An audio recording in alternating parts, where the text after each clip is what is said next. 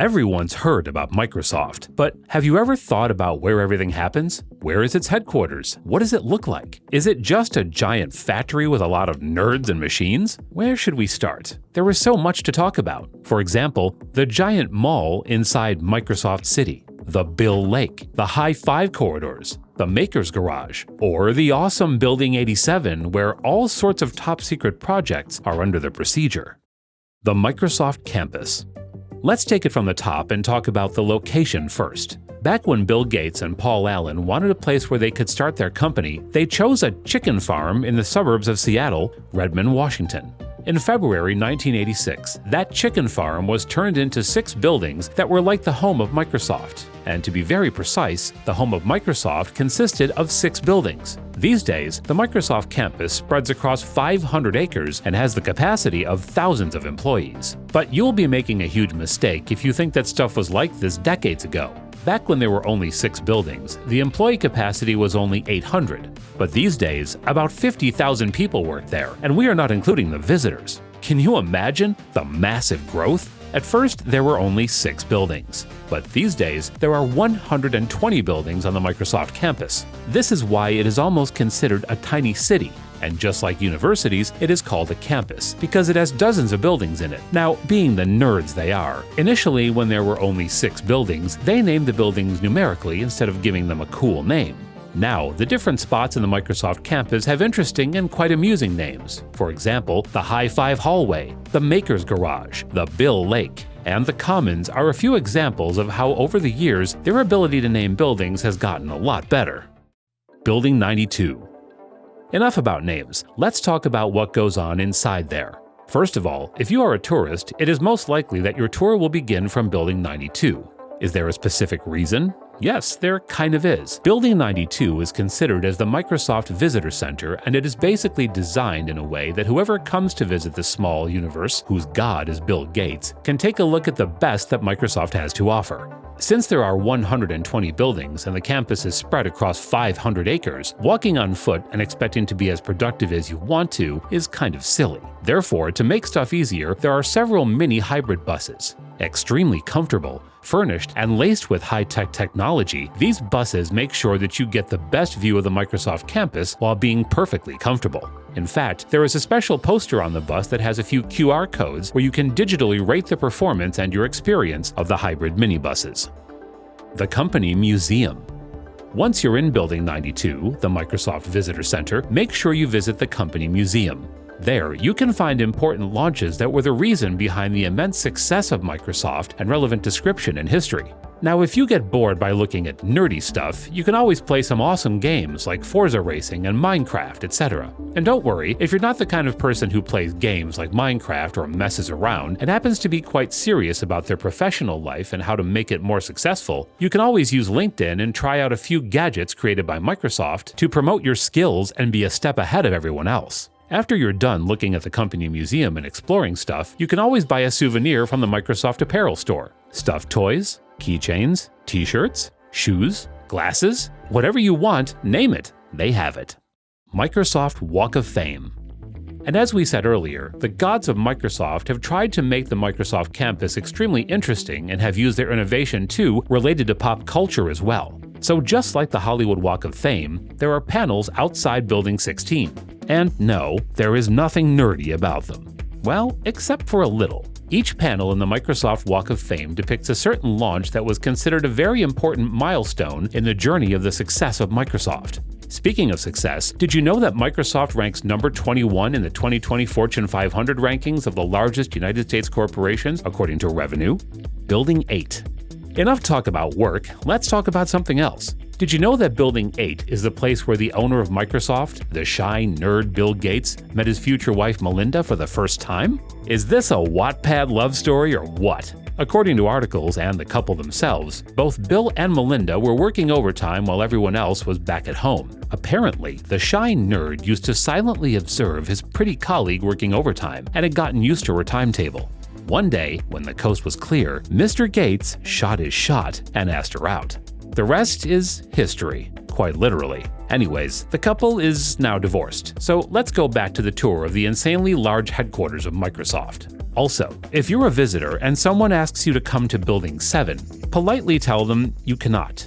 Why? Because Building 7 doesn't really exist. Building 7 is a myth, like the Bigfoot in the Microsoft campus. There are several theories about why there isn't a Building 7. Some people say that they could not construct a Building 7 because of a government permit. Others say that they forgot to number the Building 7, while the other people call the innocent newbies to Building 7 and prank them. Building 87. Now let's move on to something a little more interesting. Building 87. This might seem a little concerning, yet awesome at the same time. How? Because Building 87 is the place where all the top secret research happens. We're not sure if visitors are allowed down there because there are several eyebrow-raising projects, like the Orwellian-sounding Department of Human Data and the hypnotic, noise-suppressing anechoic chamber. Who knows what goes on in there? It's like Willy Wonka's chocolate factory, but make it nerdy and all about technology and software. But the good news is that visitors in the Microsoft campus won't be eliminated one by one, as it happened in the movie. The Maker's Garage. Now let's move on to the next part of the Microsoft campus that is a beautiful reminder of how important and crucial creativity and experimentation is, no matter what field you are in.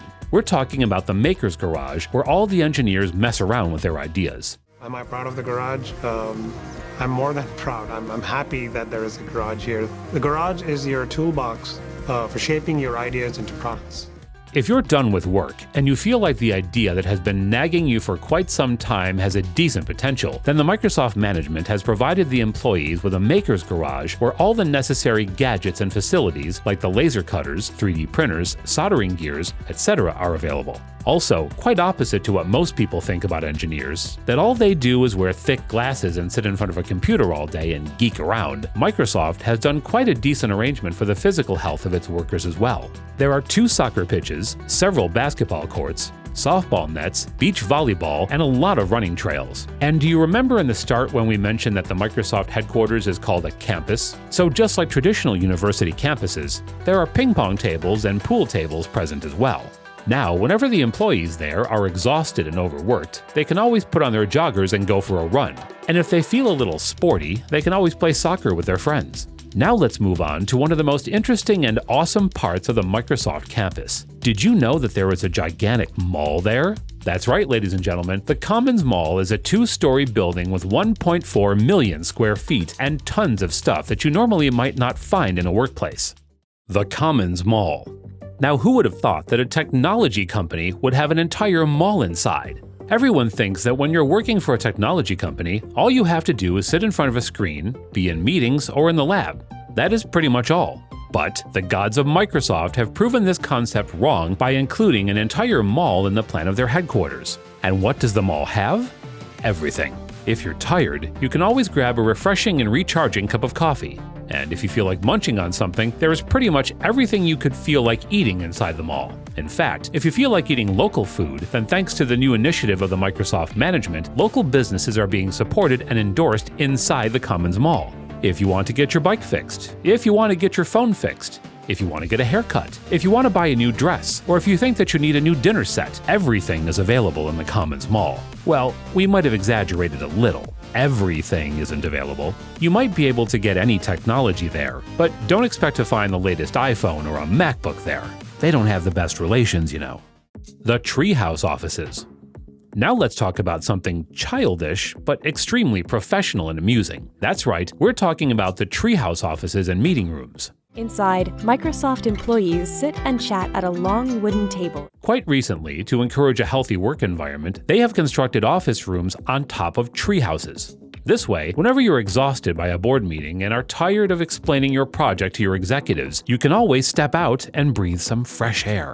Not only that, you can enjoy and relax a little by listening to the chirping of the birds, and overall, the fresh environment will improve your mood for sure. The Lake Bill.